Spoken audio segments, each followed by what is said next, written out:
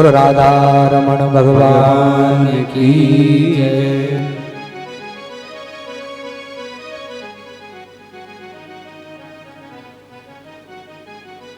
सुदामा जी का वर्णन सुनाया, चरित्र सुनाया। अब देखिए सुखदेव जी सुदामा जी की इतनी विशेषता बता रहे हैं कि नाम लेना ही भूल गए, नाम नहीं बताया क्या नाम है। कैसे हैं सुदामा जी? कृष्णस्यासीत् सखा कश्चित् ब्राह्मणो ब्रह्मवित्तमः विरक्त इंद्रियार्थेषु प्रशांतात्मा जितेन्द्रियः। क्या है?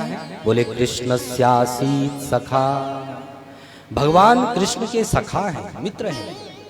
साधारण किसी पुरुष के सखा नहीं, किसके? कृष्ण के सखा हैं। ब्राह्मणों, दूसरी बात क्या विशेषता है? बोले ब्राह्मण हैं और साधारण ब्राह्मण नहीं है। कैसे ब्राह्मण हैं? बोले ब्राह्मणों ब्रह्मवित्तमः, ब्रह्म को जानने वाले ब्राह्मण हैं, ब्रह्मवेत्तर ब्राह्मण हैं। विरक्त इंद्रियार्थेषु, इंद्रियों की आसक्ति से जो विरक्त हैं, जितेंद्रिय हैं। प्रशांतात्मा, हमेशा जिनकी आत्मा प्रसन्न रहे वो प्रशांत आत्मा। तो ऐसे सुदामा जी प्रसन्न हृदय हैं, भगवान के अभिन्न मित्र हैं। लेकिन इनकी जो पत्नी है उनका जब परिचय सुखदेव जी दे रहे हैं तो क्या कहते हैं? बोले दरिद्रा सीदमानासा वेपमानाभिगम्य च। एक तरफ तो सुदामा जी को इतने विशेषण सुखदेव जी ने बताए, लेकिन जब पत्नी का परिचय दिया तो क्या कह रहे हैं? बोले दरिद्रा सीदमानासा। बोले पंडित जी अगर, बोले पतिदेव अगर पंडित जी हों तो पत्नी अपने आप पंडितायन कहने लग जाती है, सब उसको पंडितायन पंडितायन कहते हैं। पंडित, बोले पतिदेव अगर मास्टर हों तो पत्नी को मास्टरनी सब कहते हैं, कहते हैं कि नहीं? तो बोले ऐसे सुदामा जी तो बहुत ब्रह्मवेत्तर ब्राह्मण हैं, लेकिन पत्नी को दरिद्र क्यों कहा? तो भागवत की दृष्टि से दरिद्र कौन है? बोले कोवा दरिद्रो ही विशाल तृष्णः। दरिद्र कौन? जो असंतुष्ट है, जिसकी कभी संतुष्टि नहीं होती, वो दरिद्र है। सुदामा जी तो संतुष्ट हैं, लेकिन सुशीला जी के मन में बहुत असंतुष्टि है, और भागवत की दृष्टि से वही दरिद्र है। दरिद्रो यस्तु संतुष्टः। इस प्रकार से एक दिन बोले कुछ ब्राह्मणों की मंडली, कुछ संतों की मंडली आई नगर में। सुदामा जी तो कहीं गए हुए थे, सुशीला जी के पास में आके बोले कुछ दे दो देवी, मांगा। लेकिन सुशीला ने कहा, बोले महाराज हमको ही खाने के लाले पड़े हैं, तो हम आपको कहां से देंगे। जब वो संत महात्मा सुशीला की ओर देखे, बोले आप सुदामा की पत्नी हैं? बोले हाँ महाराज। अरे देवी, आपके जो पति हैं ना, वो द्वारकाधीश के मित्र हैं। इतनी दयनीय स्थिति है। बोले कृष्ण हम पे कृपा कर देगा। ननु ब्रह्मन् भगवतः सखा साक्षात् श्रियः पतिः ब्रह्मण्यश्च शरण्यश्च भगवान सात्वतर सभ। बोले वो साक्षात लक्ष्मी के पति हैं, साक्षात श्रिया पति हैं, श्री के पति हैं। बोले उनके पास आप जाइए। सुशीला जी ने कहा, बोले कुछ उनसे आप ले आइए मांग करके, बोले जिससे हमारा जीवन निर्वहन होता रहे। लेकिन सुदामा जी कहते हैं, बोले देवी मैं अपने मित्र के पास जाऊंगा और उससे कुछ मांगूंगा? बोले कदापि नहीं, ऐसा कभी नहीं हो सकता। बोले अपने मित्र जैसे ही जाने को तैयार हुए तो तुरंत सुशीला जी से कहा, बोले देवी मित्र के घर जा रहा हूं पहली बार, और कुछ स्थान ऐसे होते हैं जहां खाली हाथ नहीं जाना चाहिए। मित्र के घर, गुरु के घर, कन्या के घर, देवालय, ऐसे बहुत सारे स्थान हैं जहां खाली हाथ नहीं जाना चाहिए। तो बोले मित्र के घर जा रहे हैं तो खाली हाथ में जाऊंगा, हमारे पास तो कुछ है नहीं, क्या लेके जाऊं? बोले अपने खाने के लिए कुछ नहीं तो मित्र के लिए कहां से लेके जाएगा। सुशीला जी गई, आस पड़ोस में 2-4 जगह थोड़े थोड़े से चावल सब जगह से मिले, कुल मिला के इतने इतने चावल मिले कि 1 मुट्ठी चावल बना। बस उस 1 मुट्ठी चावल को ही लेकर के और घर में ही एक फटी पुरानी धोती न जाने कब की पड़ी थी, उसी को ही दुबरा तिबरा करके उसी में ही वो चावल रख करके उसकी पोटली बना करके और सुदामा जी के हाथ में पकड़ा दी। याचित्वा चतुरून मुष्टिन विप्रान पृथुक तंडुलान चैल खंडेन तान बद्ध्वा व्रतेर प्रादादुपायनम। बोले स्वामी बस यही भेंट है, इसको लेके अपने मित्र के पास में जाइए। जब जाने लगे तो बोले स्वामी एक मेरा संदेश जरूर अपने मित्र से कह देना। क्या संदेश है देवी? बोले एक ही संदेश है, बस इसको उनके पास जरूर बोल देना। क्या? बोले 1 मास 2 पाख में 2 एकादशी होए। हर महीने में 2 पक्ष में, शुक्ल पक्ष और कृष्ण पक्ष में 2 एकादशी होती है। पर मेरे घर गोपाल जो नित्य एकादशी होए। हमारे घर तो प्रभु बोले नित्य ही एकादशी चल रही है, बस ये संदेश उनको कह देना। बोले अच्छा देवी ठीक है कह देंगे। और तुरंत सुदामा जी निकल पड़े द्वारका। अब देखिए संकल्प जब दृढ़ हो तो लक्ष्य की प्राप्ति हो जाती है। सुदामा जी का संकल्प दृढ़ है। चलते चलते मार्ग में सुदामा जी को थकान लगी, वृक्ष के नीचे विश्राम कर ही रहे थे कि भगवान ने ऐसी लीला करी कि बोले सीधे सुदामा जी को द्वारकापुरी में पहुंचा दिया। सुदामा जी तो यहाँ विश्राम किए, लेकिन जब आंख खुली तो कहाँ पहुंचे? द्वारकापुरी। बड़ी दूर नगरी है, लेकिन फिर भी भगवान ने ऐसी लीला करी।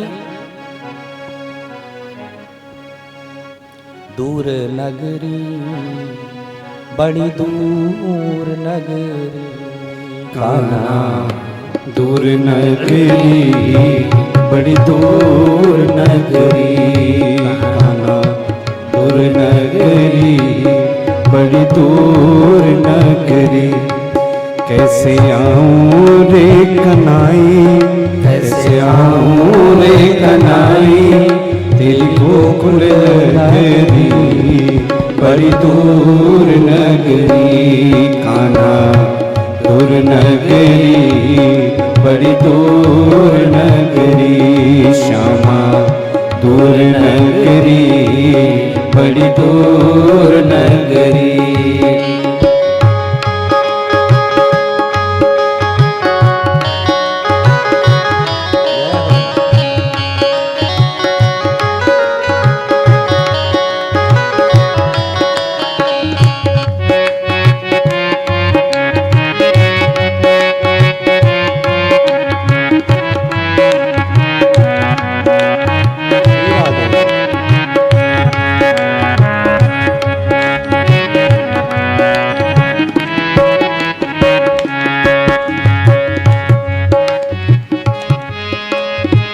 जमुना जल जाऊं तो कान्हा पायल मोरी बाजे।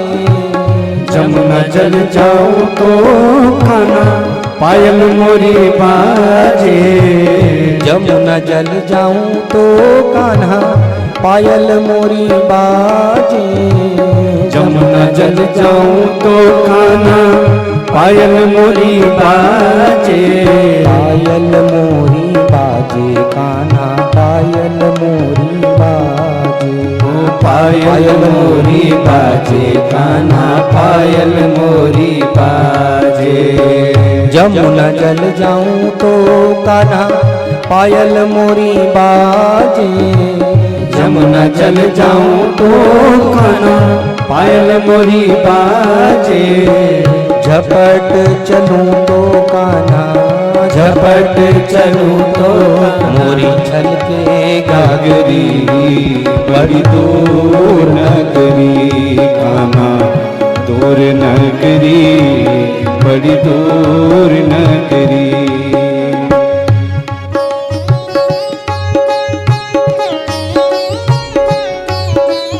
श्री राधे।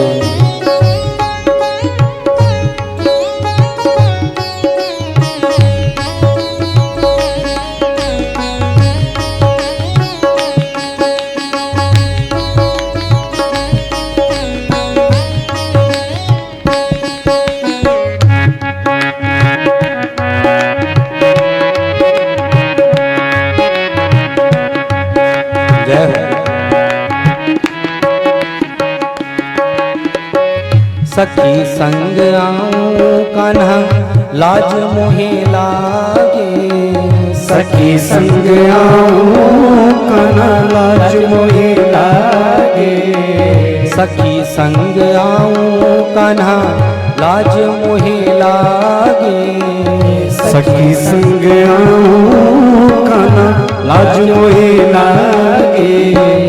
अकेली आऊं तो कान्हा अकेली आऊं तो भूल जाऊं सगरी बड़ी दूर नगरी कान्हा दूर नगरी बड़ी दूर नगरी कान्हा दूर नगरी बड़ी दूर नगरी।